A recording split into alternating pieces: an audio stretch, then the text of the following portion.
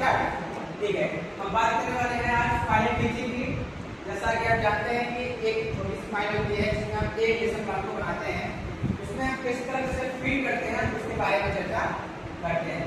पहले आपका आता है विद्यालय का नाम, जिस विद्यालय में आप टीचिंग कर रहे हैं ना उसका नाम लिखेंगे और जिस डेट में आप पढ़ा रहे हैं वो डेट लिखेंगे। उसके बाद आप कौन सी कक्षा को पढ़ा रहे हैं, 1 है, 2 है, 3, 5 है, जिस कक्षा पढ़ा रहे हैं तो आप उसका लिखेंगे विषय।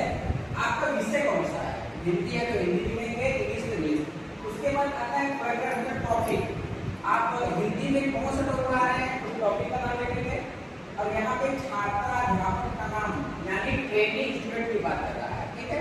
तो ये आप पढ़ा रहे हैं तो आप अपना नाम लिखिए। सामान्य उद्देश्य, अब हम जानेंगे सामान्य उद्देश्य क्या होता है।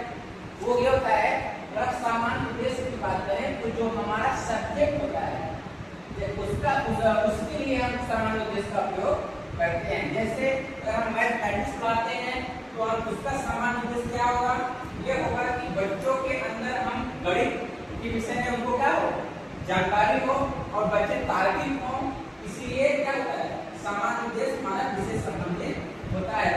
जैसे गणित के बारे में बच्चे जाने और गणित की तार्किक चीजों को जाने और उसके बाद उसको सीखने के बाद उनके अंदर गणितीय भावना का विकास हो, ठीक है। जब हम इसमें विशिष्ट उद्देश्य की बात करते हैं, इसका हम टॉपिक की बात कर रहे हैं, जैसे हम गणित में पढ़ा रहे हैं ट्रिग्नोमेट्री त्रिकोणमिति, तो त्रिकोणमिति के बारे में हम विशिष्ट उद्देश्य ले रहे हैं।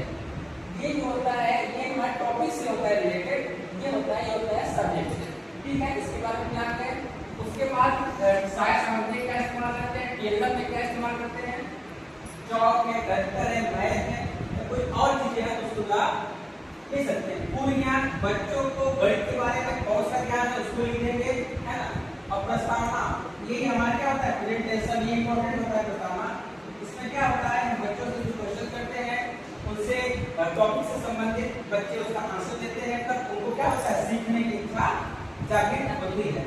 और हमारा कथन क्या होता है, उद्देश्य कथन, हमारा कथन क्या है, वो सिखाना है, ठीक है। शिक्षा विज्ञान में बहुत सारी विधियां हैं जो उनके लिए उपयोगी होगी, हम वही शिक्षा विज्ञान को देखें। धन्यवाद।